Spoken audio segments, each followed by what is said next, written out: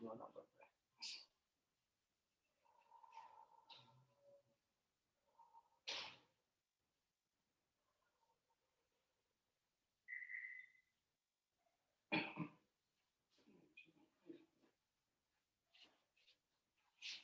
हाँ जी, good morning. Good morning sir. Very good morning dears, very good morning. कैसे सब जने? अच्छे सर। अभी धीरे धीरे सब आ रहे हैं ना। राहुल आ गया, then Kavita, then Priyanka and Bhavya, है ना। अभी कितने जने बाकी रह गए देखूं। हाँ, अभी तो बहुत जने बाकी है भाई। यस, चलिए तो क्या टॉपिक चल रहा है बेटे? एक बार मैं चौक ले लेता हूँ, फिर डिस्कस करते हैं अपन। Hello sir. हाँ बच्चे, आपको मैं क्वेश्चन सेंड किया हूँ सर। क्वेश्चन सेंड किए हैं? यस हाँ सर। मैंने भी किए हैं। अच्छा, सबने क्वेश्चन सेंड किया है? हाँ, ऐप के क्वेश्चन है सर, नहीं कंफ्यूजन था। देखता हूँ। यूपीएससी वाला है मेरा। ये क्वेश्चन तो आया है मेरे पास। क्या पूछा इसका? UPC name? Yes sir. थोड़ा कंफ्यूजन है ना उसमें।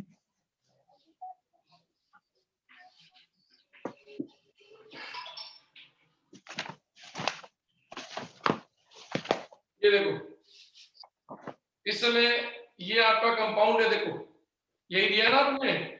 Yes sir. इस कंपाउंड में रूल के अकॉर्डिंग ये तो है पीसीसी बेंजीन, और इस पीसीसी में 3 सब्स्टिट्यूएंट लगे हुए हैं। तो 3 सब्स्टिट्यूएंट लगे, इसका मतलब अगर अपन देखें तो सब्स्टिट्यूएंट 3 है। इसे अपने को लगाना पड़ेगा LLR, यानी कि लोएस्ट लोकेट रूट। तो अगर अपन इसको 1 देते हैं तो इसका नंबर मिलता है 3, तो इसका नंबर मिलता है 4। अगर अपन इसको नंबर 1 देते हैं तो इसको मिलता है 2, तो इसको मिलता है 4। अगर इसको अपन नंबर 1 देते हैं तो इसको मिलता है 2, तो 3, 4, 5। इस तरीके देखा जाए तो आपके पास नंबरिंग जो है वो सबसे बेस्ट ये वाली है। देखो 1, 2 और 4, ये सबसे मिनिमम है। इसका मतलब नंबरिंग रूल के अकॉर्डिंग पहले तो नंबरिंग देना सीखो कि सबसे पहले अगर आपको लगता है एलएलआर लग रहा है, देखो इसमें एलएलआर लग गया, नंबर अलग-अलग सेट मिल रहे हैं, तो वो सेट अपन सेलेक्ट करते हैं जिसमें फर्स्ट मिनिमम डिफरेंस आ रहा है। तो देखो एक कॉमन है तो 20 में देखा जाए तो 5, इसका मतलब ये नंबरिंग बेस्ट। इसका मतलब ये बता रहा है कि आपकी नंबरिंग होगी 1, 2, 3, 4, 5 एंड 6। तो सबसे पहले तो नंबरिंग रूल लगाते हैं। अब उसके बाद आप देख लो कितना क्लोरो, तो आप कहेंगे 1 क्लोरो, और कितना कितना डाइनाइट्रोबेंजीन, तो अपन लिखेंगे 2,4 डाइनाइट्रोबेंजीन। तो ये आपका आईयूपीएसी नाम बनके तैयार हो गया। Hello sir. हाँ जी। Hello sir. मैं भी इसी बनाया था, बट बुक को गलत दिखा रहे हैं। क्या दिखा रहे हैं? बुक में इसको गलत बता रहा है। मैं भी इसी बनाया था। तो क्या दिया? मतलब ना ऑप्शन में, मतलब इसमें क्वेश्चन है कि आईयूपीएसी नाम गलत है, वो मतलब चूज करना है इसमें से, तो यही नेम दिया है इसमें, तो यही वाला ऑप्शन गलत। बाकी पूरा या तो क्वेश्चन पे जो मैं आइडिया बताऊं आपको कि क्या गलती आपने लिखी है। अदरवाइज ये रूल जो है ये एलएलआर के अकॉर्डिंग, क्योंकि नाइट्रोबेंजीन जो है ना, ये नाइट्रोबेंजीन फंक्शन ग्रुप नहीं है।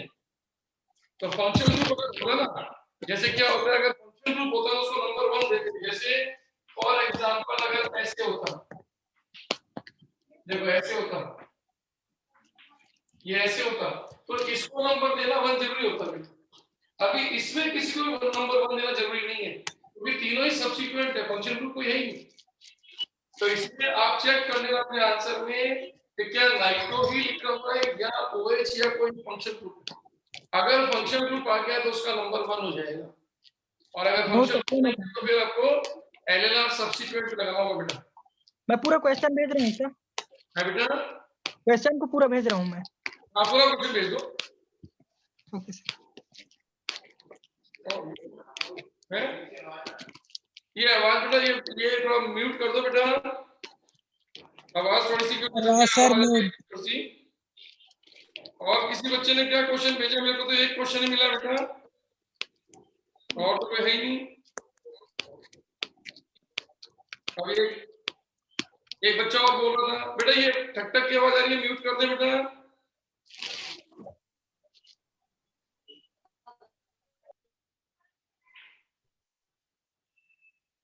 चलिए बेटा ये बताओ फिर हमने आगे क्या किया था, कहां तक पहुंच गए?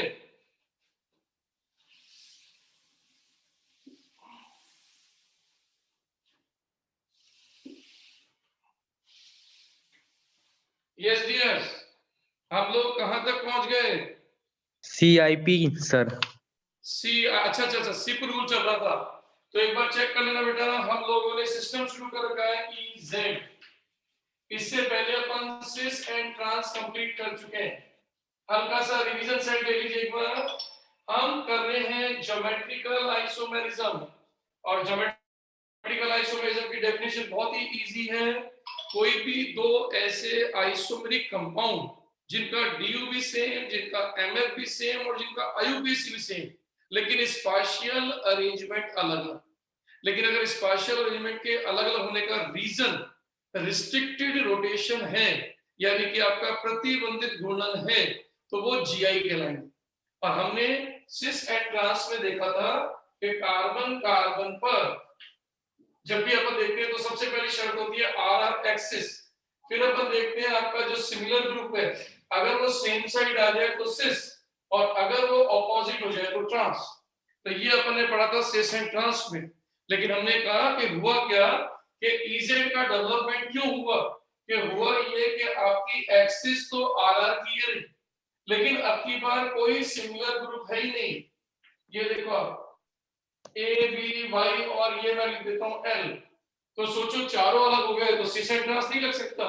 तो फिर EZ का कंसेप्ट आया, और EZ का कंसेप्ट बहुत इजी था कि जो भी हाई प्रायोरिटी है वो दूसरी हाई प्रायोरिटी के रिस्पेक्ट में कैसी है। अगर दोनों हाई प्रायोरिटी सेम साइड है तो Z, और दोनों हाई प्रायोरिटी अपोजिट हैं तो अपना E। ये अपन ने शुरू किया था। लेकिन मैंने कहा था कि हाई प्रायोरिटी को डिसाइड करने के लिए हमें रूल फॉलो करने पड़ते हैं। तो मैंने शुरू किया था सिप रूल। इस सिप रूल का मतलब है, इसमें 3 साइंटिस्ट के नाम है, कोहन, इनगॉर्ड और प्रिलॉन। इन्होंने अपना प्रेफरेंस या सीक्वेंस या वरीयता का क्रम निर्धारित करने के लिए या उच्च वरीयता निर्धारित करने के लिए अपने कुछ नियम बनाए। उसमें पहला नियम जो अपने लिया था, जो कि बहुत इंपॉर्टेंट था, और वो था अकॉर्डिंग टू एटॉमिक नंबर, यानी कि परमाणु क्रमांक के आधार पर। तो नियम बहुत ही सिंपल था कि अगर किसी एक्सिस पर, RR एक्सिस पर, यदि चारों ग्रुप में से देखा जाए तो हम एटॉमिक नंबर के बेस पे हाई प्रायोरिटी डिसाइड करते हैं। आपके सामने अगर एग्जांपल दो तो देखो, जैसे मैं रिपीट करता हूं, ये मान लो आपके सामने ये एग्जांपल। अब यहां लगा दिया सपोज करो NH2, सपोज करो यहां लगा दिया H, सपोज करो यहां लगा दिया आपका CH3, सपोज करो यहां लगा दिया आपका OH। तो हमारा काम बड़ा आसान है कि सबसे पहले हमें जब भी कोई एग्जामिनर GI पे क्वेश्चन दे, फिक्स कर लो कि सबसे पहले शर्तें यानी कि GI यस या GI नो। तो GI यस या GI नो कहने के लिए सबसे पहली शर्त है RR एक्सिस होनी चाहिए। पहली शर्त, एक ही कार्बन पे दो सेम नहीं होने चाहिए। तो जैसे आपकी दोनों शर्तें पूरी हो जाए, टिक कर दो। अब शुरू करते हैं, देखो कैसे करते हैं। इस कार्बन पर इस कार्बन से जुड़ा है H और इस कार्बन से जुड़ा है N, तो हमें N और H के परमाणु क्रमांक, तो इसको परमाणु क्रमांक को याद करने की जरूरत नहीं है। आप पीरियोडिक टेबल जानते हो बेटा, आवर्त सारणी। तो आवर्त सारणी के हिसाब से देखा जाए तो N और H में से N का परमाणु क्रमांक ज्यादा। तो अपने को नंबर भी याद रखने की जरूरत नहीं है कि परमाणु क्रमांक कितना है। हमें अच्छी तरह पता है कि लेफ्ट टू राइट जाने पर और टॉप टू बॉटम जाने पर परमाणु क्रमांक पे क्या असर पड़ता है। नीचे की उच्च वरीयता देखें तो ये तो उच्च वरीयता में आ गया, गोला कर दो इसको। इसी तरह से अपन कार्बन और ऑक्सीजन को कंपेयर करें तो ऑक्सीजन का परमाणु क्रमांक कार्बन से ज्यादा, इसीलिए ये उच्च वरीयता हो गई। और दोनों उच्च वरीयता इस अक्ष पर एक दूसरे के विपरीत है, तो इसका मतलब इसको हम E से प्रदर्शित करेंगे। यहां तक अपन कंप्लीट कर चुके हैं। यस, हेलो सर, किया था इससे पहले वाले रूल में। आज हम एंट्री करने जा रहे हैं अपने सेकंड रूल में, क्लियर है? तो आज अपनी हेडिंग डाल लीजिए सेकंड रूल। हेलो सर, हाँ जी बेटा। क्वेश्चन सेंड किया हूँ सर आपको। अच्छा अच्छा बेटा, रुक के अपन लास्ट में इसको डिस्कस कर लेंगे, एक बार ये कंप्लीट हो जाए। अब की बार क्वेश्चन नंबर, अब सॉरी अपना रूल नंबर सेकंड, तो ये ले रहे हैं अपन rule number second. Rule number second कब एप्लीकेबल होता है समझ लीजिए बेटा।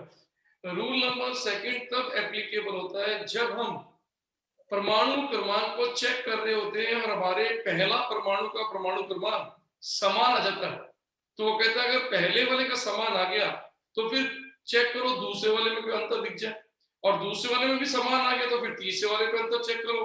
तो वो कहता है आप परमाणु क्रमांक को तब तक चेक करते जाओ जब तक कि हमें न्यूनतम भिन्नता ना मिल जाए, that is called first point of difference. वो अगर हमें मिल जाए प्रथम न्यूनतम भिन्नता, तो समझ जाना इसका मतलब हमारा रूल हो गया। कैसे, मैं क्लियर करता हूं। तो हमारा रूल नंबर सेकंड है कि if first atom at both sides similar in atomic number, then find first point of difference, then find first point of difference, clear? तो ये अपने को फर्स्ट पॉइंट ऑफ डिफरेंस अपने को फाइंड आउट करना है। यानी कि इसका मतलब हिंदी में अगर मैं लिख दूं तो अपन लिख रहे हैं यदि प्रथम दोनों परमाणुओं का परमाणु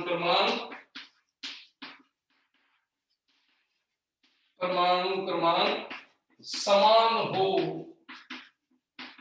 तो वरीयता तब तक चेक करो जब तक प्रथम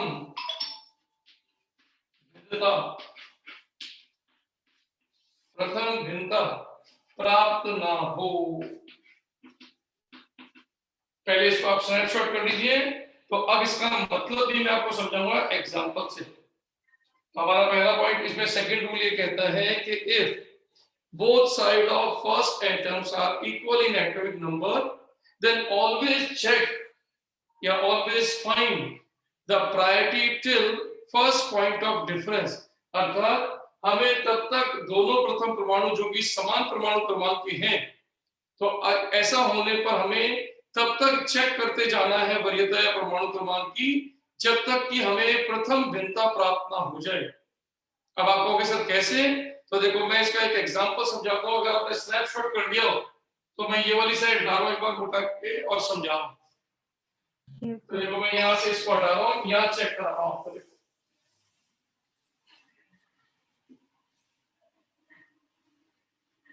अब देखो कैसे मैं आपको समझाता हूं। जैसे उदाहरण के तौर पर मैंने ये एग्जांपल ले लिया है।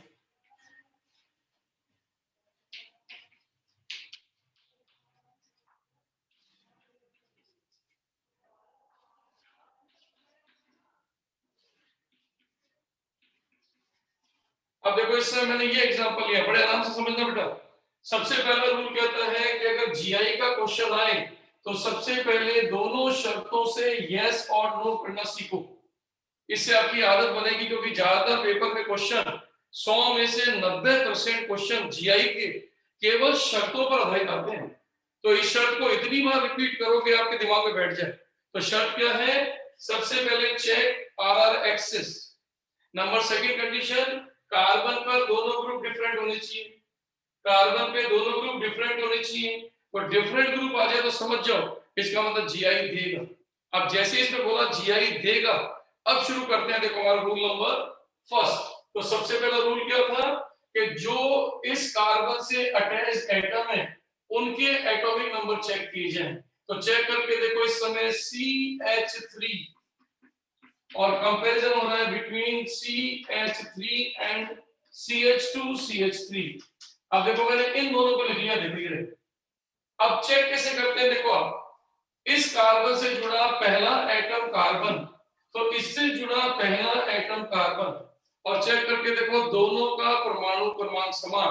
तो मैंने लिखा भी है कि यदि प्रथम दोनों परमाणुओं का परमाणु क्रमांक समान आ जाए तो हम अगले को देखते हैं। अब इसमें अगला कहलाएगा H, लेकिन इसमें अगला H नहीं कहलाएगा क्योंकि इससे बड़ा परमाणु क्रमांक तो इसका बैठा हुआ है, तो इसमें अगला कहलाएगा आपका कार्बन। तो चेक करके देखो इसका कार्बन था, इसका कार्बन था, दोनों का परमाणु क्रमांक समान। तो इसके बाद अगला काउंट हुआ H और इसमें अगला काउंट हुआ C। तो चेक करो, इसको कहते हैं प्रथम भिन्नता। ये है फर्स्ट पॉइंट ऑफ डिफरेंस, इसको कहते हैं फर्स्ट पॉइंट ऑफ डिफरेंस। और अब आप चेक करो H का एटॉमिक नंबर ज्यादा है कि कार्बन का एटॉमिक नंबर ज्यादा है, तो आप कहोगे कार्बन का, इसलिए ये उच्च वरीयता हो गई हमारा, चेक हो गया। तो वापस से बोल देता हूं, फिर चेक कर लेना। पहला रूल तो क्या था कि जब हमें पहला ही एटम अलग अलग मिल जाए, उसका एटॉमिक नंबर अलग अलग मिल जाए, तो ये था पहला रूल। लेकिन सेकंड रूल क्या है कि यदि हमारा पहला एटम सिमिलर आ जाए तो तब तक चेक करते जाओ जब तक कि हमें डिफरेंस ना मिल जाए। तो हमने कार्बन कार्बन का एटॉमिक नंबर सेम देखा, तो फिर अगले कदम पे गए तो H, लेकिन इसका अगला कदम कहलाएगा C, क्योंकि H तो है लेकिन H के कंपैरिजन में C का परमाणु क्रमांक ज्यादा, तो यहाँ C लिखा जाएगा। तो C और H में से C का परमाणु क्रमांक ज्यादा है, तो ये उच्च वरीयता, ये निम्न वरीयता, और हमने उच्च वरीयता को अपने दिमाग में बिठा लिया, ये उच्च वरीयता Hp। अब सेम यही चीज यहाँ पर आप चेक कर रहे हो तो देखो ये रहा आपका OH और ये कहलाएगा OCH3। अब देखो इसको कैसे चेक करते हैं, वापस से देखो आप, सबसे पहले इसका O, ये रहा O, इसका भी पहला परमाणु क्रमांक O, दोनों सेम। तो अब O से जुड़ा है H, लेकिन यहाँ O के साथ जुड़ा है C। तो अब आप चेक करके देखो H और C में से C का परमाणु क्रमांक ज्यादा, तो इसकी वरीयता उच्च, इसका मतलब ये उच्च वरीयता क्रमांक है। और अब आप देख लो इस एक्सिस पर दोनों उच्च वरीयता एक दूसरे के विपरीत है, E। बिल्कुल सिंपल सा कंसेप्ट है, नोट डाउन कर दीजिए बेटा।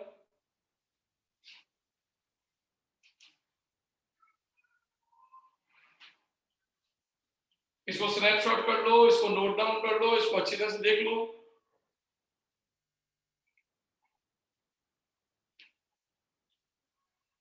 तो सिंपल सा सिप रूल है, पहला रूल कि इस एक्सिस पर जो पहला एटम लगा है दोनों साइड, यदि वो दोनों डिफरेंट हो तो जिसका एटॉमिक नंबर ज्यादा वो हाई प्रायोरिटी, पहला रूल।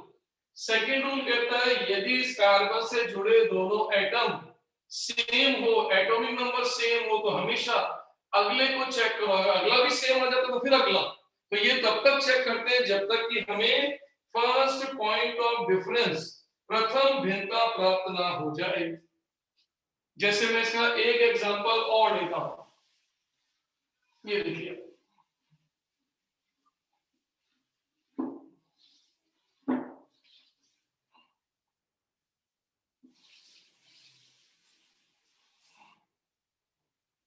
देखिए जैसे फॉर एग्जांपल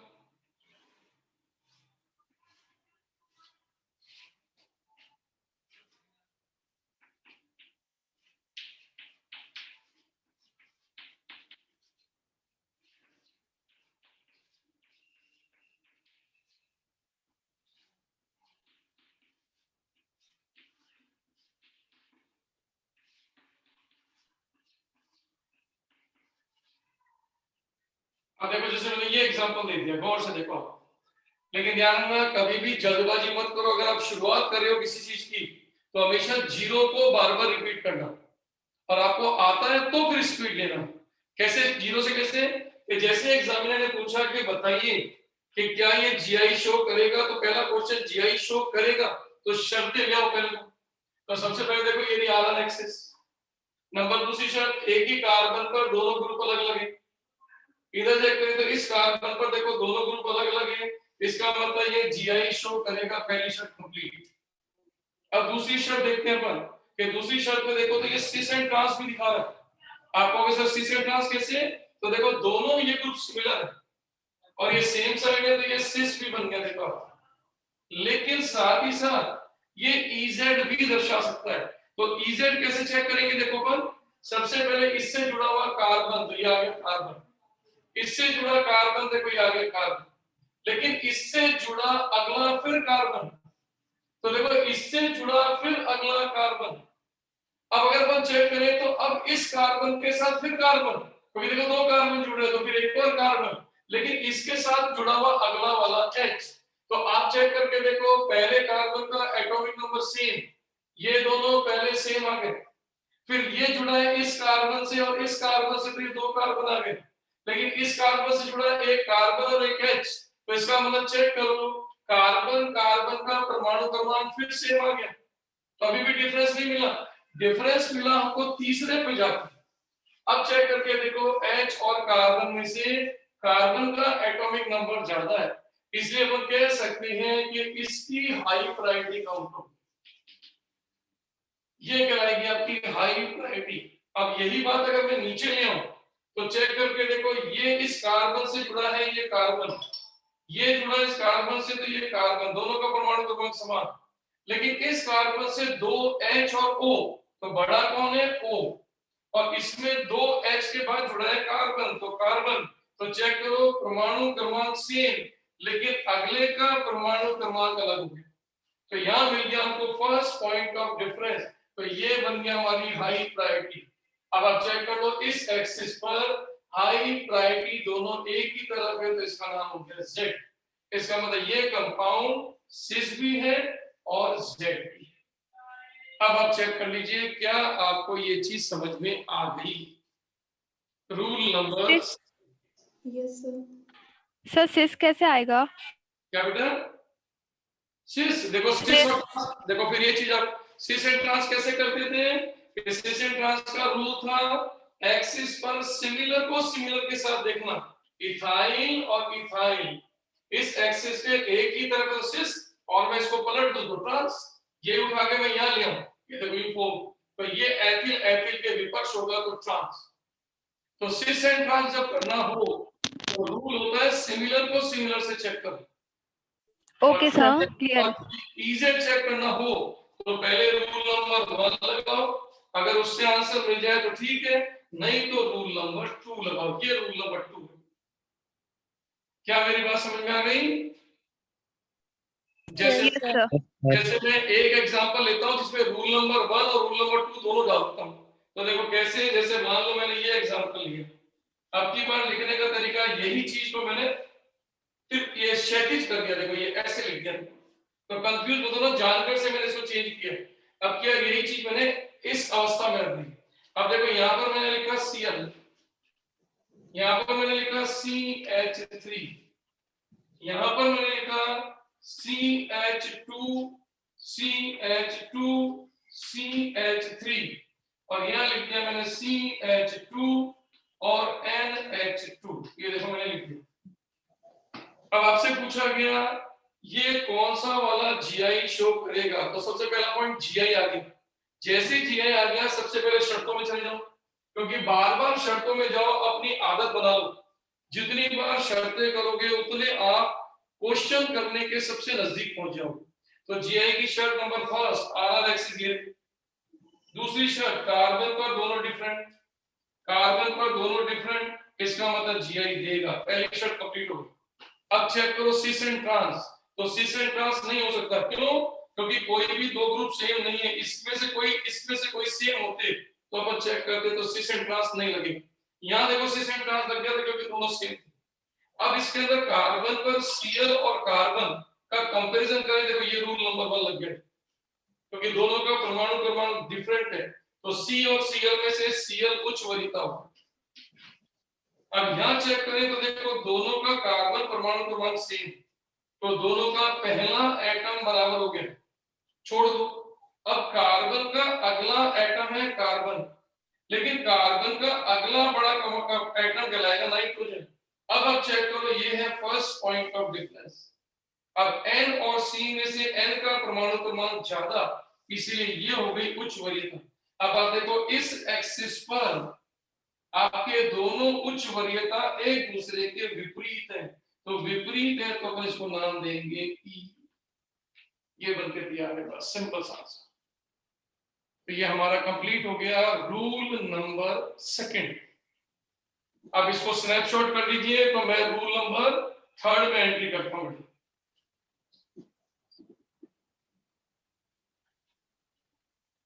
डन सर।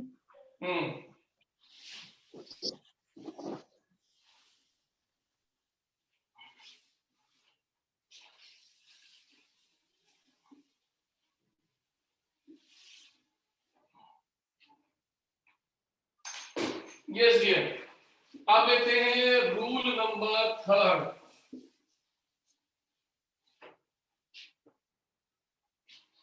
ये है आपका rule number third. Rule number third कहते हैं यदि समूह द्विबंधित या त्रिबंधित हो तो, ये हमारा पॉइंट है, व्हेन ग्रुप contains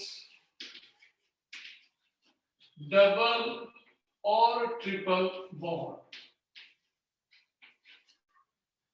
अब कहता है यदि किसी ग्रुप में जो हम देखने जा रहे हैं अगर वो डबल बॉन्ड या ट्रिपल बॉन्ड वाला हुआ तो उसे कैसे देखा जाएगा, ये रूल।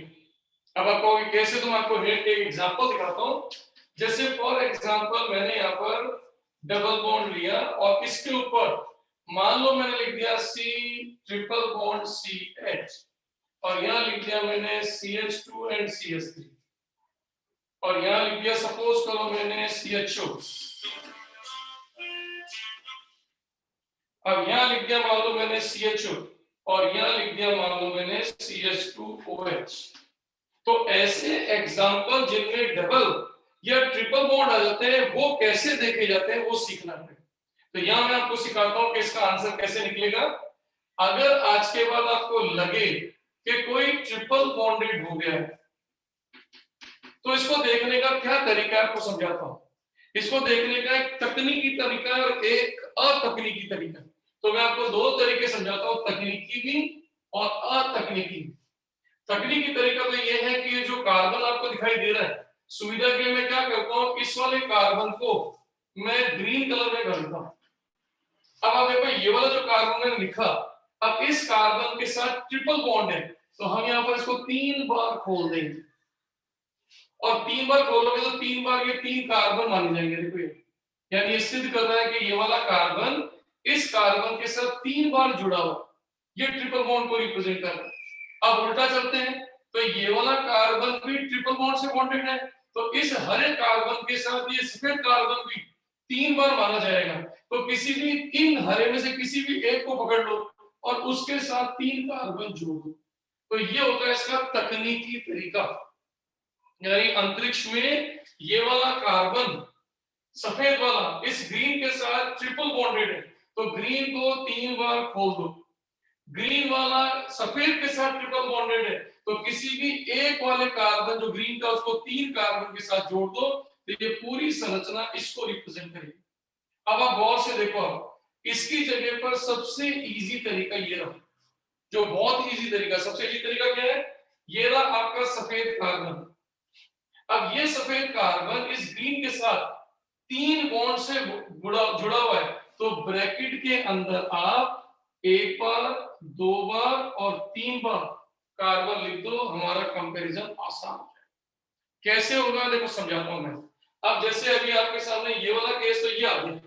अब अगर इसको अपन गौर से देखें तो गौर से देखो, ये जो आपका सेट है उसको यहां लेता हूं, तो ये आपका कार्बन ये, और ये ट्रिपली बॉन्डेड कार्बन है तो हम इसको 3 बार कार्बन मान लेते हैं। अब यहां चेक करके देखो, ये रहा कार्बन आपका पहला। अब इसके साथ जुड़ा हुआ है कौन, ये कार्बन, और फिर अगला H, तो इसके बाद H आ गया। तो सोचो कार्बन कार्बन का परमाणु क्रमांक सेम, कार्बन कार्बन का परमाणु क्रमांक सेम, तो फिर आपका H और कार्बन के बीच में फर्स्ट पॉइंट ऑफ डिफरेंस आ गया। यानी जब भी कोई ट्रिपली बॉन्डेड हो जाए तो उसे या तो ऐसे देखो या देखने का तरीका ये है कि कार्बन 3 कार्बन से जुड़ा है और कोई भी वापस कार्बन 3 से जोड़ दो तो वो इसको प्रदर्शित करेगा। इजी तरीका के साथ ये पहला कार्बन और इसके ट्रिपल बॉन्ड का मतलब 1 2 3। अब जैसे मैं यही चीज यहाँ समझा रहा हूँ, देखो CHO अगर अपन देखें तो ये रहा आपका C, ये रहा आपका H, कलर चेंज कर देता हूँ, ये रहा आपका H और ये आपका डबल बॉन्ड O। देखो ये ग्रुप ले लिया मैंने। अब इसको कैसे प्रदर्शित करेंगे गौर से देखो। इसको प्रदर्शित करने का पहला तकनीकी तरीका, सबसे पहले ग्रीन से लिखो कार्बन, ये रहा। अब इस कार्बन से ऑक्सीजन डबल बॉन्डेड है तो ऑक्सीजन डबल बॉन्डेड है तो ऑक्सीजन को लिखो 2 बार।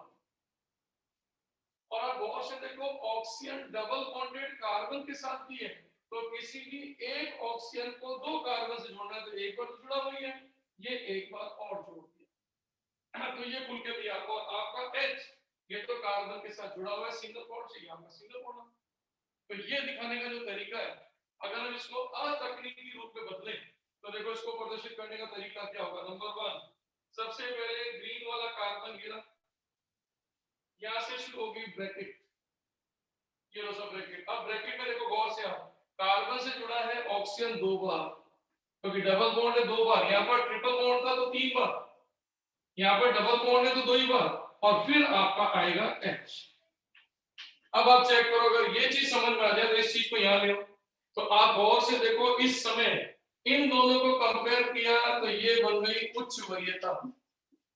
और जब हमने इन दोनों को कंपेयर किया तो देखो ये रहा कार्बन, देखो ये रहा कार्बन और इसको हमने ब्रैकेट खोला तो ऑक्सीजन 2 बार और फिर आएगा H और इसमें आएगा आपका ऑक्सीजन लेकिन इसके बाद आएगा H। तो देखो चेक करके देखो ऑक्सीजन ऑक्सीजन बराबर, तो फर्स्ट पॉइंट ऑफ डिफरेंस यहाँ।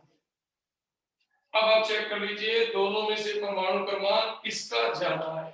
इसका मतलब कि दोनों उच्च वरीयताएं एक ही तरफ है तो इसे हम Z से प्रदर्शित करेंगे। एक बार इसको स्नैपशॉट करके अच्छी तरह से विश्लेषण या एनालिसिस करो, फिर मैं देता हूं अपना नेक्स्ट क्वेश्चन। पहले नोट करके फिर एनालिसिस कीजिए।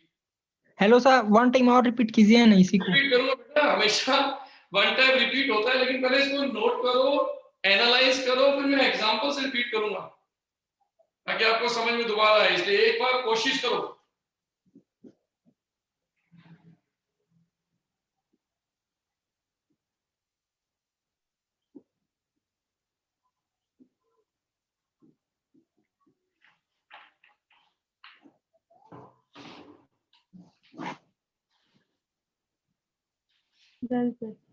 हो गया? अब देखो मैंने जो बोला है उसको मैं रिपीट कर रहा हूं, फिर एग्जांपल में रिपीट करूंगा। मैंने आपसे कहा है कि यदि आज के बाद तीसरे रूल के अकॉर्डिंग किसी आर एक्सिस के कार्बन पर कोई ट्रिपली बॉन्डेड या डबली बॉन्डेड या डबल बॉन्ड या ट्रिपल बॉन्ड से जुड़ा कोई समूह जुड़ जाए तो उसे कैसे देखा जाता है। तो उसके 2 रूप है, तकनीकी अतकनीकी। तो तकनीकी रूप तो ये होता है कि अगर वो ट्रिपल बॉन्डेड है तो उसे 3 बार खोल दो और इसी प्रकार से जो 3 बार खुला है उसमें से किसी एक को भी 3 बार खोल दो। तो देखो C के साथ व्हाइट वाले C के साथ 3 ग्रीन C और एक ग्रीन के साथ भी देखो 3 व्हाइट C। इसके ऊपर नहीं करते, केवल एक के ऊपर ही करते हैं ताकि 3 और 3 बराबर हो जाए। इसके 3 होंगे तो इसके भी 3 करने जरूरत है। देखो इसके 3 तो इसके भी देखो 3 हो जाएंगे, ऐसे करके ओपन करते हैं इसको। लेकिन इससे अच्छा तरीका जो पेपर में हमारे काम आता है वो सबसे अच्छा तरीका ये है कि वो कहता है कार्बन, तो पहले कार्बन लिख लो और अब इस कार्बन से ग्रीन कार्बन ट्रिपली बॉन्डेड है तो इसको 1 2 3 बार छाप दो तो आपका फर्स्ट पॉइंट ऑफ डिफरेंस पकड़ में आ जाएगा। एच भी जुड़ा है सर इसमें, है बेटा, एच भी जुड़ा है उसमें 3 कार्बन में, तो पहुंचने की जरूरत ही नहीं पड़ी भाई। फर्स्ट पॉइंट ऑफ डिफरेंस आपका H और O में से या इस H और C में से C बड़ा है ना, तो अगर हमें यही मिल गया तो हम इसके आगे देखेंगे नहीं। हमें तो इसी कार्बन का अंतर मिल गया तो यहीं नहीं पहुंच गए। तो अगले H को देखने की हमें जरूरत ही नहीं थी, तो आपको बहुत जल्दी प्रथम भिन्नता मिल जाएगी। जैसे मैं एग्जांपल में फिर चेंज करके बताता हूं, देखो कैसे। जैसे उदाहरण के तौर पर मान लीजिए कहीं पर लगा होता C डबल बॉन्ड O और ये आपका लिख दिया मैंने H। जैसे मान लो कहीं कार्बोक्सिलिक एसिड जुड़ा हुआ है, तो अब इस कार्बोक्सिलिक एसिड को देखने की टेक्निक क्या है? तो देखने की टेक्निक बहुत इजी है कि ये रहा कार्बन, देखो इस पर लिख लो कार्बन, और अब शुरू कर दो ब्रैकेट। अब आप सोचो इस कार्बन के साथ डबल बॉन्ड कौन है? O। तो O कितनी बार माना जाएगा? 2 बार। 2 बार। तो ये 1 और ये 2। उसके बाद फिर ये तीसरा वाला O, ये रहा एक और। उसके बाद कौन आया? H। तो इसका मतलब आपका एसिड ग्रुप ऐसा दिखाई दे। तो जितने बॉन्ड से जुड़ा है उस परमाणु को उतनी बार लिखो। अब जैसे यही चीज अगर अपन लिखी होती एल्डिहाइड,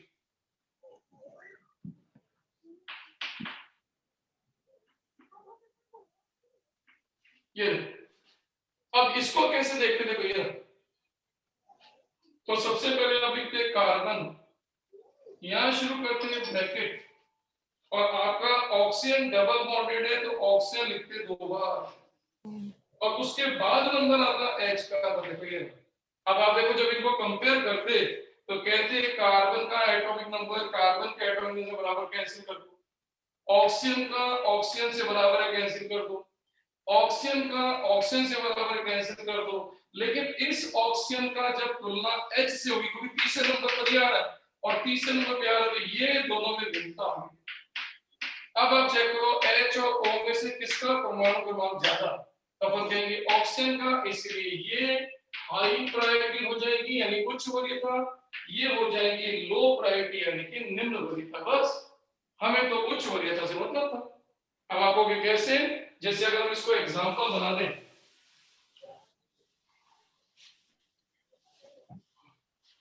अब देखो जैसे इसको एग्जांपल बना दिया अगर, तो मैंने लिखा कार्बन डबल बॉन्ड कार्बन, यहां मैंने लिख दिया C double bond O and ये आपका H, और मैंने यहां लिख दिया C डबल बॉन्ड O और ये लिख दिया मैंने H। ऐसे मैंने यहां लिख दिया, देखो इसके अंदर आपका C और यहां लिख दिया मैंने डबल बॉन्ड C, ये आपका H और ये आपका H2, और यहां मैंने लिख दिया C और ये आपका HCS। अब देखो इस जगह पर अपन कैसे चेक करेंगे ये नोट करो। तो वही पॉइंट दोबारा आता है, भले हमें आंसर दिखाई दे रहा हो लेकिन अपनी आदत चेक करने के लिए, आदत को फिट करने के लिए सबसे पहले जीआई क्वेश्चन आते ही सबसे पहले शर्तें। तो पहली शर्त होगी RR एक्सिस, देखो ये। दूसरी शर्त एक ही कार्बन पे दोनों पार्ट अलग अलग हैं, एक ही कार्बन पर दोनों पार्ट अलग है इसलिए जीआई देगा। पहला पॉइंट क्लियर। अब दूसरा पॉइंट, ये सिस एंड ट्रांस नहीं दे सकता, कोई भी दो ग्रुप सेम नहीं है, तो फिर ये EZ देगा। तो EZ देगा तो चेक करते हैं, EZ देगा तो इससे जुड़ा है कार्बन, तो इससे भी जुड़ा है कार्बन, लेकिन इसके साथ जुड़ा है आपका डबल बॉन्ड O, तो एक बार, 2 बार, ये 3 बार, और ये आ गया आपका H। और इसको चेक करें तो कार्बन के साथ जुड़ा है डबल बॉन्ड O, तो एक बार, ये 2 बार, और ये आ गया H। अब देखो दोनों की तुलना करो, कार्बन बराबर कैंसिल कर दो, ऑक्सीजन बराबर कैंसिल कर दो, ऑक्सीजन बराबर कैंसिल कर दो, तो H का कंपैरिजन O से हो गया।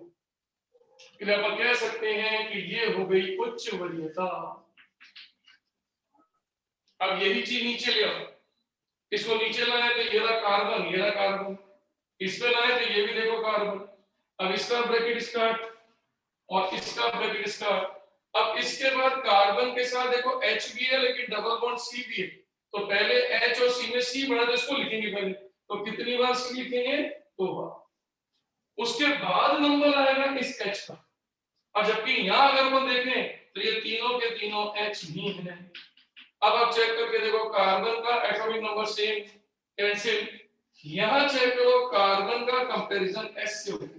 अब इन दोनों में बड़ा कार्बन है, इसलिए इसकी वरीयता उच्च हो गई। अब आप चेक कर लो इस एक्सिस पर दोनों उच्च वरीयता एक ही साइड है, खत्म।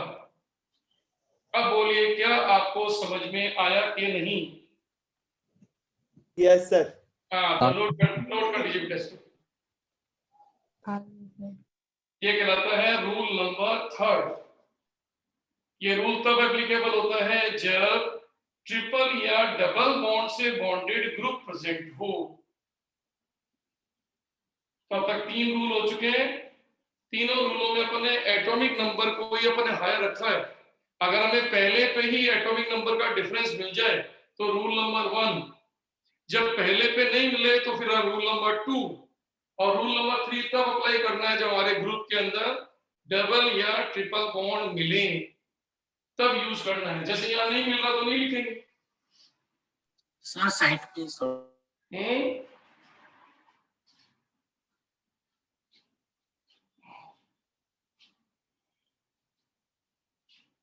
Done sir. चले? Yes sir. चलिए बेटा, तो आप एंट्री करते हैं रूल नंबर 4।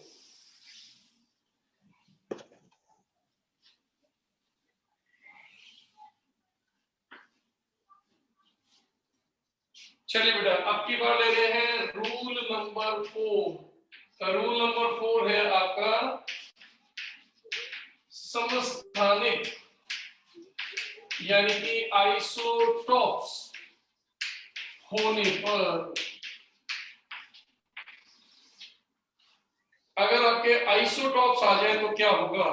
तो आप अच्छी तरह जानते हो बेटा, समस्थानिक जो होते हैं उनका परमाणु क्रमांक समान होता है। अब तक जो अपन रूल लगा रहे थे वो रूल नहीं लगेगा। तो एक सिंपल सा कंसेप्ट है कि आप अब तक एटॉमिक नंबर से अपना आंसर निकाल रहे थे, लेकिन समस्थानिक के आइसोटॉप के एटॉमिक नंबर सेम। तो अब की बार एटॉमिक नंबर बेस नहीं है, अब की बार आएगा एटॉमिक मास, यानी कि अपन लेंगे इसके अंदर परमाणु भार। तो अब की बार परमाणु क्रमांक काम नहीं करेगा क्योंकि सेम है। आप कहोगे कैसे? जैसे प्रोटियम, ड्यूटेरियम, ट्राइटियम, आपको ध्यान है ये हाइड्रोजन के समस्थानिक है। तो सबका परमाणु क्रमांक तो एक ही है, लेकिन परमाणु भारों में अंतर है। इसका परमाणु भार 1, तो इसका 2, तो इसका 3। तो प्रोटियम, ड्यूटेरियम, ट्राइटियम, तो सोचो इनके अंदर एटॉमिक नंबर तो सेम है, लेकिन परमाणु भार इसका 3 है, इसका 2 है, इसका 1 है। तो वरीयता क्रम में ट्राइटियम ड्यूटेरियम से बड़ा है और ड्यूटेरियम प्रोटियम यानी कि प्रोटॉन से बड़ा। तो ये वरीयता क्रम आ गया। या जैसे कल को मान लो एग्जामिनर लिख दे CH3 और कहता है इधर भी लिख दिया CH3, तो अगर ऐसा लिखेगा तो सेम हो जाएगा। लेकिन अगर वो यहाँ पर लिख दे 12 और यहाँ लिख दे 14, तो अब आपको समझ में आ जाएगा ये दोनों कार्बन समस्थानिक है, आइसोटोप, और आपका एटॉमिक मास इसका ज्यादा है। इसी तरह से अगर मान लो एग्जामिनर लिख देता है OH और यहाँ पर भी लिख देता है OH, तो अगर साधारण ऑक्सीजन है तो 16, लेकिन आइसोटॉपिक है तो 18। तो आप देख लीजिए, इसका मतलब दोनों ग्रुप दिखने में तो सेम है, लेकिन इसका परमाणु भार इसके परमाणु भार से ज्यादा है। तो इस तरीके से आपको यहाँ पर आइसोटॉप्स आने पर परमाणु भारों से डिफरेंस चेक करना है। अब आपको बताता हूं कैसे एग्जांपल बनते हैं। देखो इसके बहुत ही सिंपल सा कंसेप्ट है। जैसे उदाहरण के तौर पर मैंने अब की बार कार्बन कार्बन एक्सिस लिख दी, यहां पर लिख दिया मैंने CH2 CH3 और यहां लिख दिया मैंने CH3। इसी तरह से मैंने यहां पर लिख दिया OH और यहां मैंने लिख दिया OH। एक में मैंने लिख दिया 16, एक में मैंने लिख दिया 18। अब जल्दबाजी नहीं करना, जब भी क्वेश्चन दिया जाए अपनी आदत बना लो। सबसे पहले जीआई का क्वेश्चन आती है, जीआई की शर्तें, जैसे आपकी आदत बन जानी चाहिए, आदत बना लो। अब तुरंत दो शर्तें चेक करो। पहली शर्त आरआर एक्सिस, दूसरी शर्त एक ही कार्बन पर दो ग्रुप सेम नहीं है, एक ही कार्बन पे दो ग्रुप सेम नहीं है, इसका मतलब जीआई देगा। पहला कांसेप्ट क्लियर हो गया। अब आप चेक करो इस कार्बन पर इन दोनों में से किसकी वरीयता ज्यादा। तो अपन चेक कैसे करेंगे, इससे जुड़ा कार्बन तो सब इससे जुड़ा ये रहा कार्बन, इससे फिर अगला जुड़ेगा कार्बन, ये देखो, लेकिन इससे जुड़ेगा अगला वाला H। तो अपने को आगे लिखने की जरूरत ही नहीं पड़ी, क्योंकि हमें यही मिल गया फर्स्ट पॉइंट ऑफ डिफरेंस। तो आपका सेकंड कार्बन और सेकंड H की कंपैरिजन में ये वाला ग्रुप हो गया उच्च वरीयता। अब यहां जब यहां पर चेक करो ऑक्सीजन 16 और ऑक्सीजन 18, तो ऑक्सीजन 18 हमारा उच्च वरीयता हो गया। अब आप चेक कर लो इस एक्सिस पर दोनों उच्च वरीयता एक दूसरे के अपोजिट हो गया मेरे पास। अब चेक कर लीजिए आपका ये ई कंसेप्ट क्लियर हो गया।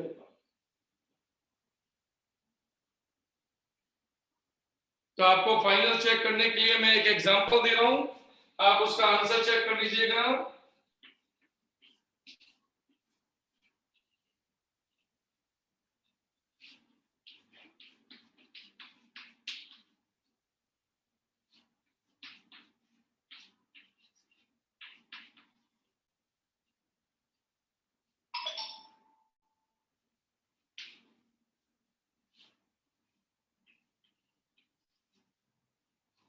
अब आप चेक कीजिए ये जो कंपाउंड मैंने आपको दिया है, क्या ये जीआई प्रदर्शित करेगा, पहला क्वेश्चन।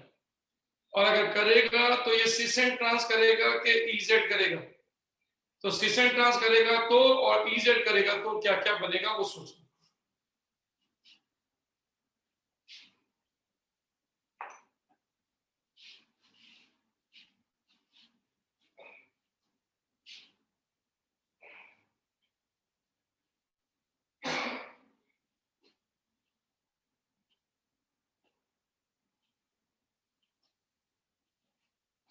वेरी गुड, शाबाश, वेरी गुड। लगभग सबने बिल्कुल सही आंसर दिया है, वेरी गुड। गरिमा ने आंसर लिखा नहीं, गरिमा ने, साक्षी ने नहीं लिखा, लिख दिया। साक्षी, गरिमा आपका आंसर नहीं आया। दीप्ति, मुकेश का भी नहीं आया। सूर्यकांत ने भी जगह छोड़ दी। उदय प्रकाश, आहुति, यस, चेक करो, शाबाश, चेक करो। शुभम का आंसर नहीं आया भाई। हर्ष, फिर आशीष, अच्छा छोटा लिखा है, सॉरी छोटा लिखा है, दिख नहीं रहा, सॉरी। हाँ भाई आंसर है, समझ में आ गया, स्मॉल लेटर में लिखा है। ठीक है, बिल्कुल बेटा, बिल्कुल सबका आंसर सही है, बिल्कुल परफेक्ट की। तो कैसे चेक किया, देखो सबसे पहले जीआई है कि नहीं चेक करें। तो आरआर एक्सिस एक ही कार्बन पे दोनों अलग, एक ही कार्बन पे दोनों अलग, जीआईएस। अब दूसरा पॉइंट कि अगर अपन यहाँ खड़े होते हैं तो इसका पहला परमाणु जो जुड़ रहा है वो N, इसका पहला जो जुड़ रहा है वो C।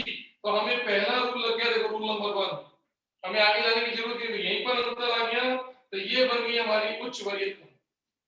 अब यहाँ पर आ जाए तो चेक करके देखो C और C का परमाणु क्रमांक सेम, छोड़ दो, लेकिन इसका अगला कहलाएगा H, क्योंकि यहाँ लिखा C और ब्रैकेट में हमने 1 2 3 H, और यहाँ लिखा C, हमने लिखा ब्रैकेट में 1D 2D और 3D।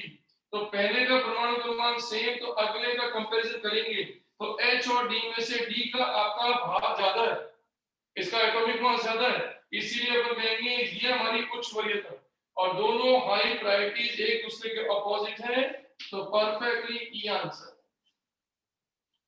तो मैं होप करता हूं आपको EZ सिस्टम समझ में आ गया। अब आप समझ जाइए, आपका एक सेट कंप्लीट हो गया। कौन सा सेट कंप्लीट हुआ, carbon carbon double bond axis कभी आ जाए या कार्बन कार्बन की आरआर एक्सिस आ जाए तो सिस एंड ट्रांस भी लगता है और ई और जेड भी लगता है। बस ई और जेड सिस एंट्रांस के आगे तब लगता है जब हमें ये देखना पड़ता है कि चारों ही ग्रुप डिफरेंट है। आपको मैं एक आईआईटी का क्वेश्चन बताता हूँ। आईआईटी के अंदर 2008 के आसपास एक क्वेश्चन आया था और एग्जामिनर ने पूछा था, ये संख्या संबंधी क्वेश्चन था कि सर C2 Cl Br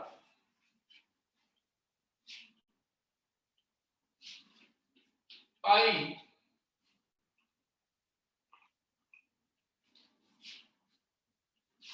और ये लीजिए F। देखो ये क्वेश्चन दिया था और एग्जामिनर ने पूछा था बताइए इसके कितने GI पॉसिबल। ये क्वेश्चन आया था कि C2 Cl Br IF के कितने GI उपस्थित होंगे या कितने GI बनेंगे। तो आपको मैं 1 मिनट का, 1.5 मिनट का, 2 मिनट का टाइम देता हूं, आप इसका आंसर सोचो संख्या में।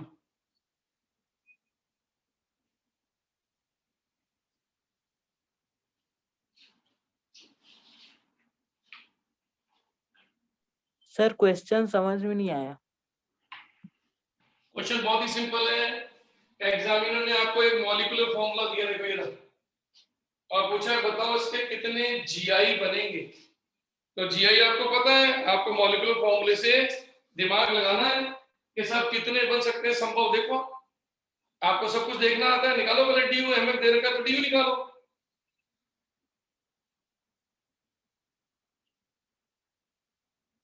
पहले कह दूं ये आईआईटी का क्वेश्चन है, बहुत इजी मत सोचो।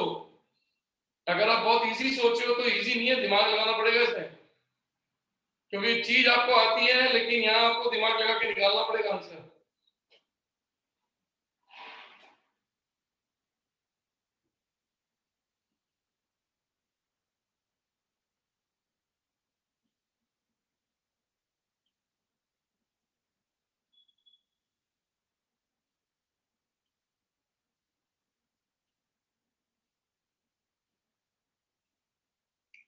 तो अभी 2 तरह के क्वेश्चन मेनली आ रहे हैं, कुछ के अधिकांश के 2 आ रहा है और कुछ का आंसर 4 आ रहा है, लेकिन यहाँ पर संचिता ने दिया है 3 आंसर। तो देखिए इस समय आप सभी के आंसर गलत हैं। इसका आंसर आएगा A। अब आपने क्या गलती की है मैं आपको बताता हूं। देखो आपको कैसे चेक करते हैं, देखो कैसे सोचते हैं, इसका तरीका देखो। आप आहुति आपने 6 दिया, 6 नहीं बेटा, इसका आंसर है 8। कैसे समझना, सबसे पहले MF दे रखा है तो आपको ध्यान है, मैंने आपसे कहा था हाइड्रोजन के आने पर वो हाइड्रोजन में जुड़ जाते हैं, तो इसका मतलब सारे H हो गए, तो इसका DU हो गया 1। इसका मतलब हो गया कार्बन कार्बन के बीच में डबल बॉन्ड। देखो ये अब आपकी चॉइस है, किसी को कहीं भी लिख दो, जैसे Cl यहाँ लिख दिया मान लो मैंने, ये मान लो Br मैंने यहाँ लिख दिया, मान लो I मैंने यहाँ लिख दिया, और मान लो F मैंने यहाँ लिख दिया। मान लो पहला आप कुछ भी बना लो, जिसने जो बनाया वो सब चलेंगे, लेकिन उसके बाद सोच चलेगी। देखो कैसे आपने जो स्ट्रक्चर चलाया उससे आप 2 स्ट्रक्चर बना सकते हो, एक E भी बना सकते हो, एक Z भी बना सकते हो। आपको सर E कैसे, तो चेक करके देखो, दोनों उच्च वरीयता अलग अलग कर लो। जैसे इसमें से उच्च वरीयता ये रही, तो इन दोनों की उच्च वरीयता ऊपर कर लो तो ये ES हो जाएगा। देखो इसका मतलब E आपका ये वाला हो, ये Cl, ये Br, ये आपका I और ये आपका F। ये देखो इस समय अगर आप इसको देखते हैं तो इन दोनों में ये उच्च वरीयता, इन दोनों में ये उच्च वरीयता, तो ये हो गया E। अब इसी का Z कैसे बनेगा तो आपको अच्छी तरह पता है, इसका Z ऐसे बनेगा। देखो ये कि आपने Cl यहीं रखो, Br आपका यहीं रखो, ये आपका I यहाँ ले आओ पलट के, और ये आपका यहाँ पर हो गया F। अब आप चेक करके देखो, इन दोनों में उच्च वरीयता और इन दोनों में उच्च वरीयता, तो ये Z हो गया। तो इसका मतलब इस स्ट्रक्चर के 2 आइसोमर बने E और Z। अब आप सोचो क्या और संभावना है, तो इस फॉर्मूले की अगली संभावना क्या बनती है कि अगर आप ये कार्बन कार्बन में अगर किसी एक को फिक्स कर दे, जैसे मैं Cl को फिक्स कर देता हूं, और अब बाकी को क्लॉकवाइज घुमा दो, तो Br को ले आओ I की जगह, ये Br आ गया I की जगह, I चला गया F की जगह, F चला गया इस Br की जगह। तो अब आप देखो ये जो नया स्ट्रक्चर बना इसके पुनः दो बनेंगे E और Z। इसका मतलब दो ये बन चुके हैं, इससे भी दो आपके फिर बन जाएंगे E और Z। और अब की बार तीसरा कॉम्बिनेशन, तो अगर तीसरे कॉम्बिनेशन को अगर आप देखो तो अब की बार Cl को फिक्स कर दिया, इसको फिक्स कर दिया, अब की बार F को Br की जगह, Br को F की जगह, ये सॉरी दो बार लिख दिया मैंने। तो ये आपका यहाँ पर था Cl और यहाँ पर F, यहाँ पर आपका Br, यहाँ I था सब, तो ये I, तो यहाँ पर आपका क्या हो गया, ये Cl अपनी जगह पर, F की जगह पर तो आ गया I, और आपका F चला गया Br की जगह, और यहाँ आ गया आपका ये Br। अब आप चेक करो, इसके भी दो आंसर पॉसिबल है, एक E और एक Z।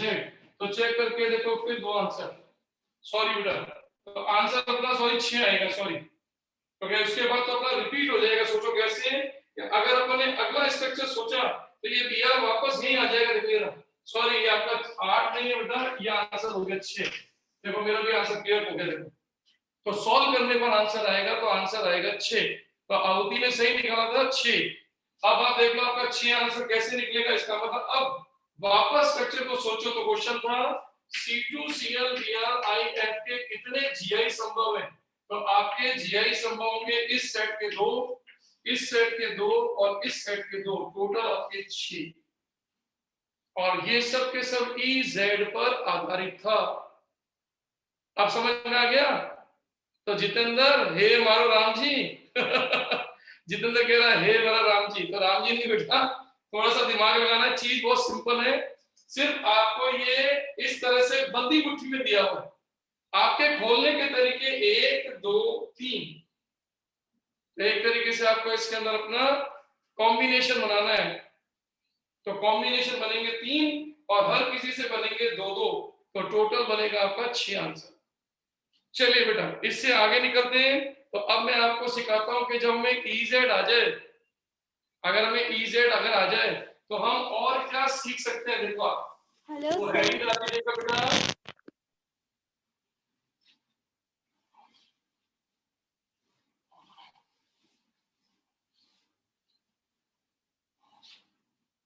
अब देखिए जिस बच्चे को E और Z समझ में आ जाए वो एक इंपॉर्टेंट वर्क कर सकता है, और वो इंपॉर्टेंट वर्क क्या है, use of EZ in IUPAC name. इसका मतलब IUPAC नामकरण में आप EZ का उपयोग कर सकते हैं।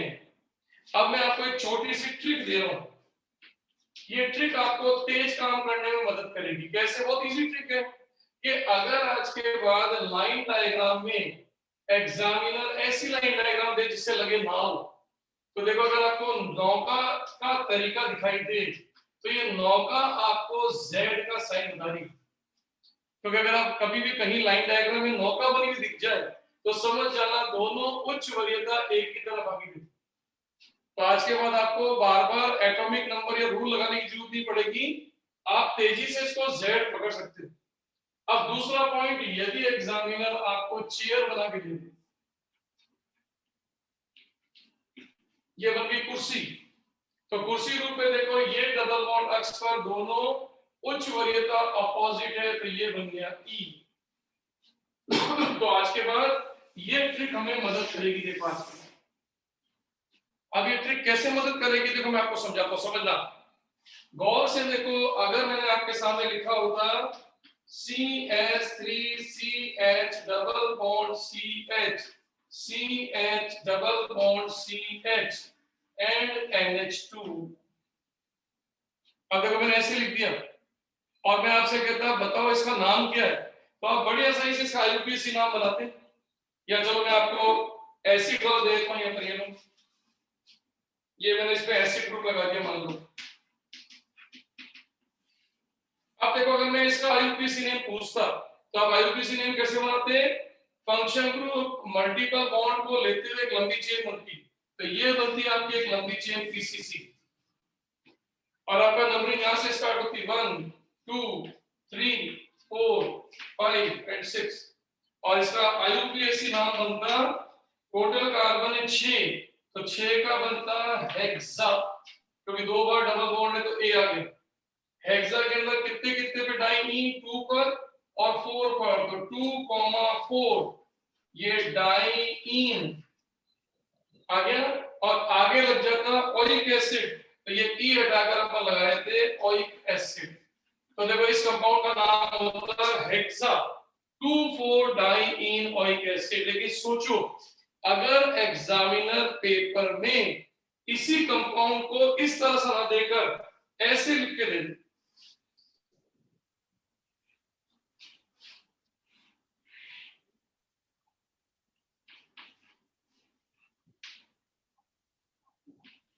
अब देखो ये अब यही कंपाउंड ऐसा लिखा हुआ है तो ऐसे में अब आप सोचो आपके कंपाउंड का नाम तो यही का यही है वापस यही नाम आएगा तो यहां पर मैं सेम लिखूंगा हेक्सा यहां पर मैं सेम लिखूंगा 2,4 डाइईन और आगे लगा दूंगा इसके अंदर ओइक एसिड लेकिन अब की बार डिफरेंस क्या है वो समझना अब की बार डिफरेंस है एक ब्रैकेट का ये ब्रैकेट आगे लग जाएगा अब इस ब्रैकेट में गौर से देखो इस 2 नंबर वाले कार्बन या डबल बॉन्ड पर ये देखो आप ये 1 2 3 4 ये 5 और ये 6 अब आप सोचो अगर आप यहाँ खड़े होते तो गौर से देखो ये नाव दिख रही है कि चेयर दिख रही है आपको आइडिया लग जाएगा तो इस समय देखो ये आपको दिख रही है नाव इसका मतलब इस वाले डबल बॉन्ड पर दोनों उच्च वरीयता ऊपर की तरफ या सेम साइड है तो ये वाला ग्रुप तो बन गया Z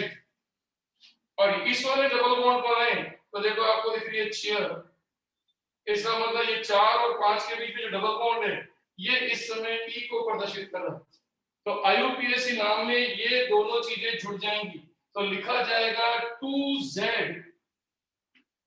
कॉमा और 4E अब देखो इसका आईयूपीएसी नेम कंप्लीट हो गया अब आपको तुलना समझ में आ गई हो तो समझना अगर इस तरह से पेपर में लिखा हुआ आए तो ज्योमेट्रिकल वर्ड यूज नहीं होते आईयूपीएसी में लेकिन अगर इस तरह से लाइन डायग्राम बोट और चेयर में दिए जाए तो आईयूपीएसी नाम में आपको ब्रैकेट के अंदर मेंशन करना पड़ता अब एक बार इसको आप चेक कर लीजिए एक एग्जांपल मैं आपको देने वाला हूं पहले नोट कर लीजिए बेटा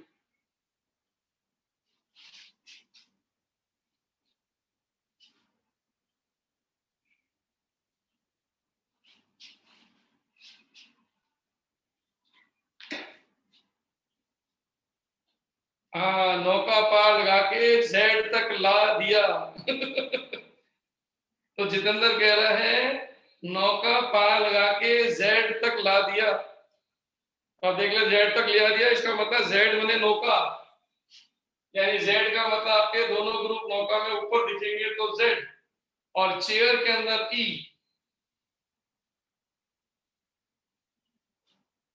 सर नोमेनक्लेचर के क्वेश्चन में डाउट था अभी बेटा पहले ये कंप्लीट करें पर फिर करेंगे ना बेटा पहले एक चीज कंप्लीट हो जाए नहीं तो फिर अपना बीच में फिर छूट जाएगा बच्चों को एक टाइम में एक काम सर फिर लास्ट के मिनट में ही बताइएगा हाँ लास्ट के मिनट पर डिस्कस कर देंगे बिल्कुल अभी है अपने पास 10 मिनट है मैं भी कर दूंगा अब देखो एग्जांपल यहाँ पर ला रहा हूँ बेटा मैं जैसे एग्जामिनर ने आपके सामने ऐसे लिख दिया देखो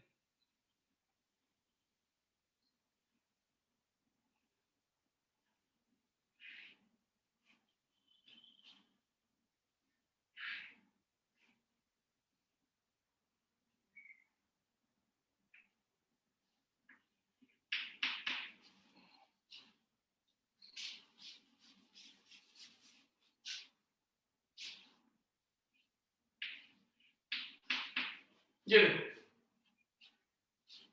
अब की बात सपोज करो मैंने आपके सामने ये एग्जांपल लिख दिया देखो अब आप इसमें सबसे पहला काम क्या करोगे आपके एग्जामिनर ने आपको ये तरीका नहीं बताया ये नौका और आपको कुर्सी रूप दिया गया तो सबसे पहला काम तो ये कीजिए कि इसमें आईयूपीएसी रूल के अकॉर्डिंग पहले नंबरिंग और पीसीसी चेक कर लो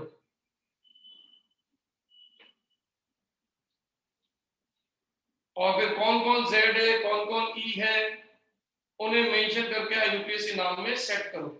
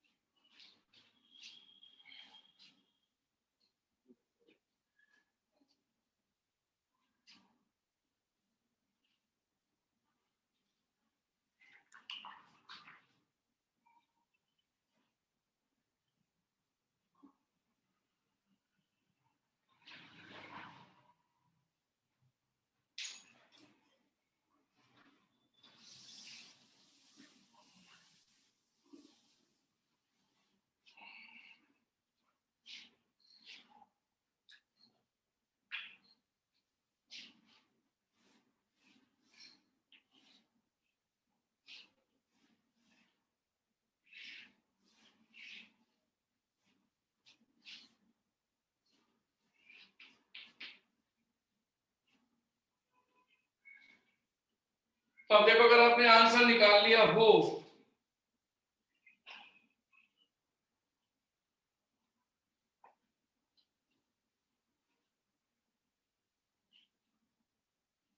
बढ़िया बढ़िया, वेरी गुड। दुर्गेश आप चेक करो, आपके ब्रैकेट में बेटा दो ही चीजें आई हैं, जबकि नौका और कुर्सी कुल मिला के 3 है, तो ब्रैकेट में 3 आएंगे बेटा। तो दुर्गेश चेक करना, आपके पास ट्रिपल बॉन्ड डबल बॉन्ड 3 बार है, इसका मतलब आप चेक करके देखो ब्रैकेट का काम कितनी बार आएगा। कौन ई है कौन जेड है, चेक करना शुरू करो। देखो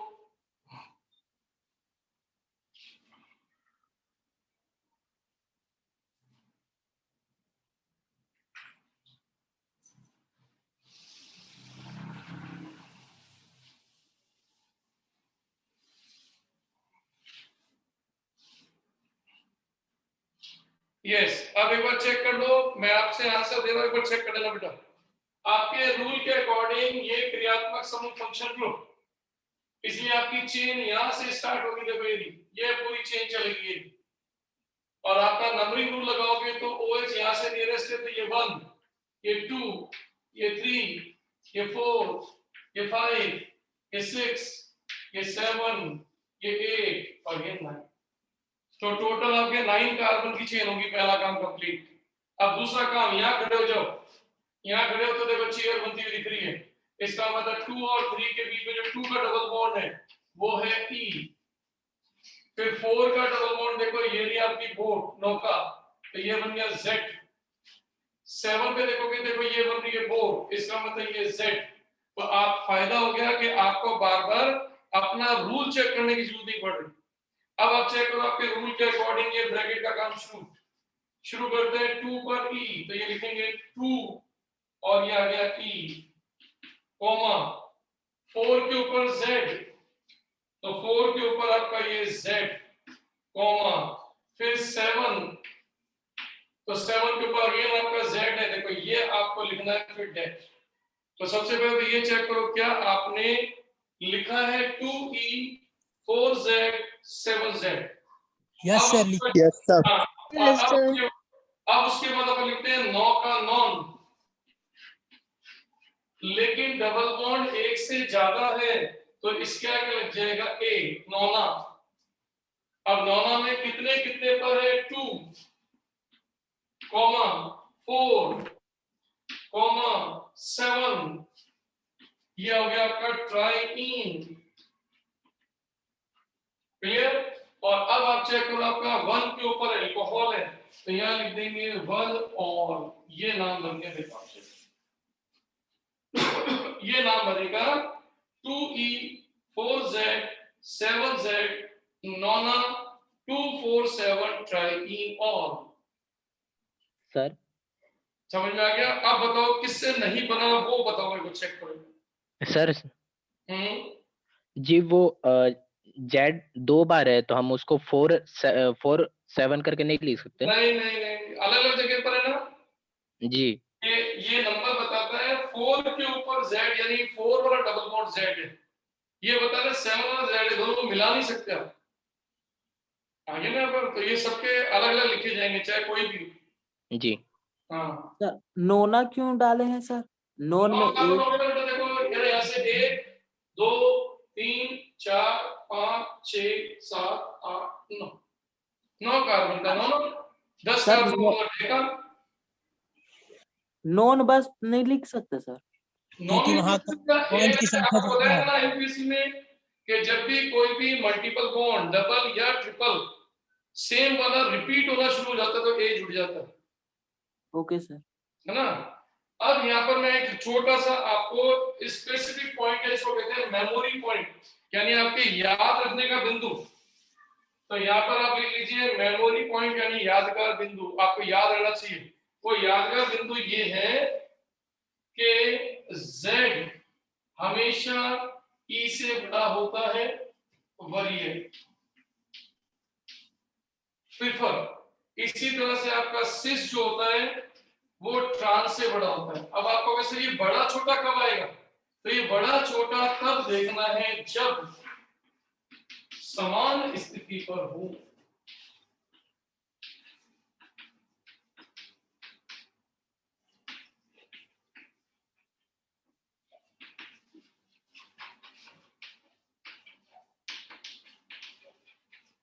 When at same position, जब समान स्थिति पे हो तब अपने को ये दिमाग लगाना है।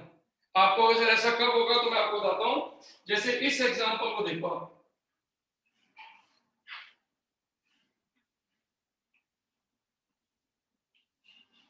अब देखो मैंने ये एग्जांपल दे दिया।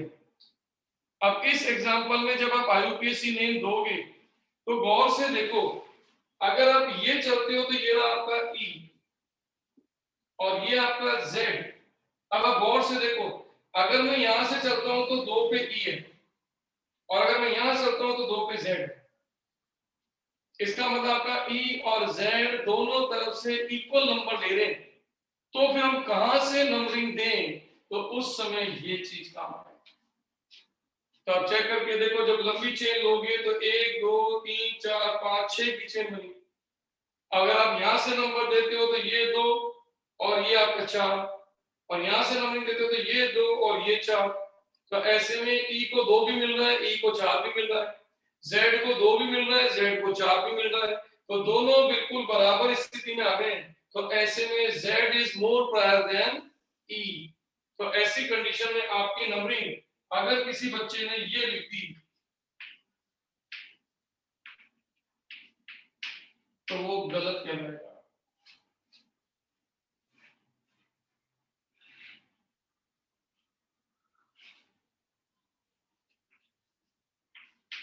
नंबरिंग यहां से लिख दी तो वो सही कहलाएगा। ये देखो, क्योंकि जब वो इसका नाम देगा तो वो ब्रैकेट का काम में क्या लिखेगा, 2e, यहां चल रहा है 4z, फिर लिखेगा 6 कार्बन का हेक्सा, फिर लिखेगा वो 2,4 डाइईन, जो कि गलत कहलाएगा।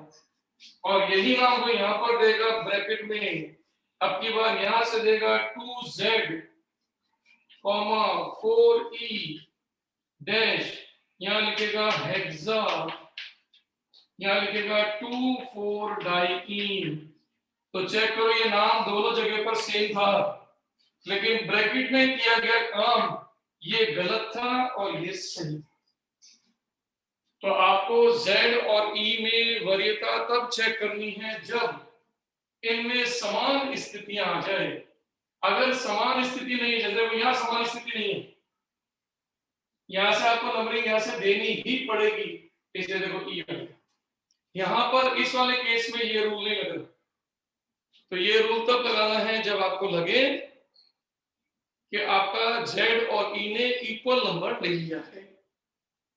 तो क्या मैं होप करूं मेरी बात आपको समझ में आ गई? Yes sir. Yes sir. तो आज अपना कंप्लीट हो गया E, Z और सिस एंड ट्रांस आइसोमेरिज्म। आ गया? अब इसमें बच्चे ने जो क्वेश्चन भेजा था कौन सा था देख लें। Yes sir. सर एक बार इसको स्नैपशॉट कर लेते हैं। हाँ कर लो बेटा। काटना साइड।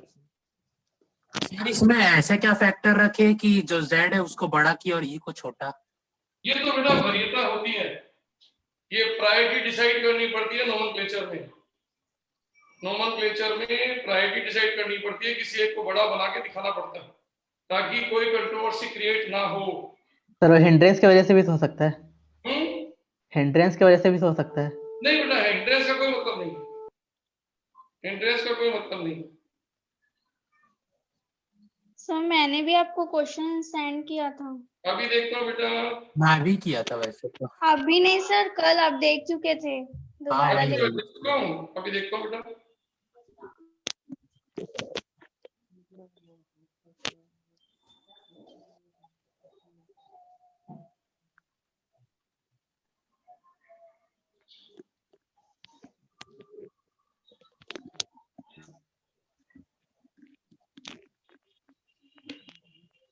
आपके पहले दोनों ऑप्शन तो सही आ रहे हैं बेटा, क्योंकि इनमें बकायदा फंक्शन ग्रुप लगे हुए हैं। एक में एनिसोल का मिथॉक्सी ग्रुप है और एक में एनालिन का NH2 है। अभी बाकी दूसरा वाला डाउनलोड नहीं हुआ, अभी तो नेट की प्रॉब्लम आ रही है, आ नहीं रहा अभी। बाकी दो ऑप्शन में नेट नहीं आ रहा है यहाँ पर। ये दूसरा वाला खुल नहीं रहा है, दूसरा वाला नहीं खुल रहा। आप बता दो बेटा, एक तो वही था जो आपने लिखा था डाइनाइट्रो वाला, और बताओ एक ऑप्शन और क्या था, तीसरा चौथा, तीसरे में 3,4 डाइमेथिल फिनॉल। है 3,4 डाइमेथिल फिनॉल। हाँ, तो देखो इसमें इन तीनों में क्या अंतर है, पहले चेक कर लो। इन तीनों में फंक्शन ग्रुप है, चौथे में फंक्शन ग्रुप नहीं है। इसीलिए ऐसी स्थिति में एग्जामिनर ने क्या किया है, नाइट्रो को फंक्शन ग्रुप मान के आंसर दे दिया होगा, तो ऐसी स्थिति में वो गलत कर दिया होगा। तो आप चेक करके देखो, हालांकि खुला नहीं है, दिख नहीं रहा, ये फिर खुला ही नहीं है। तो आपको मैं हिंट दे दूं कि आपका फिनॉल एक फंक्शन ग्रुप है, एनालिन का NH2 एक फंक्शन ग्रुप है, और आपका OCH3 यानी मिथॉक्सी का एनिसोल एक फंक्शन ग्रुप है।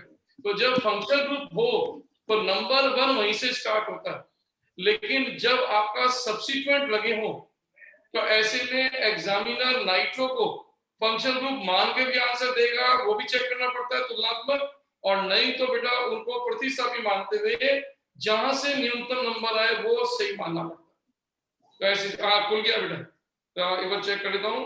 तो देखो आपका जो चौथा था वो 3,4 डाइमेथाइल बिल्कुल सही है।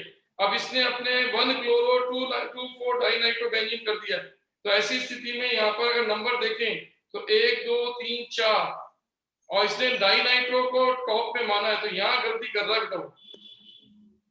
इसलिए यहाँ पर जो मान सकते हैं कि किसी को पेपर में क्वेश्चन नहीं आया है, ये किसी का बनाया हुआ क्वेश्चन है बेटा। आप चेक करके देखें, किसी कॉम्पिटिटिव एग्जाम में नहीं आया हुआ, ये वाले एनसीईआरटी के क्वेश्चन दिए उनमें से लिया गया। तो ये एक टेक्निकल मिस्टेक भी है कि अगर चारों को देखें तो 4 में से 3 फंक्शन ग्रुप पर आधारित है, इसलिए वो सही है तीनों। चौथे वाले में ये कंट्रोवर्सी आती है कि नाइट्रो को फंक्शन ग्रुप माने, तो ऐसी स्थिति में आपके नाइट्रो का नंबर देखें तो आपका नाइट्रो का नंबर 1 और 3, तो सही नाम अगर वो चाहे तो बना सकता है 4-chloro-1,3 डाइनाइट्रोबेंजीन। इसी आधार पर उसने उसको गलत माना है, तो तुलनात्मक आधार पर ये गलती है बेटा। Yes sir. अब अपन नेक्स्ट टर्न पे मिलेंगे, तब बाकी पूरा करेंगे। Okay dears and best of luck. Okay, thank you Baba good night sir. Dears, good night dears, good night.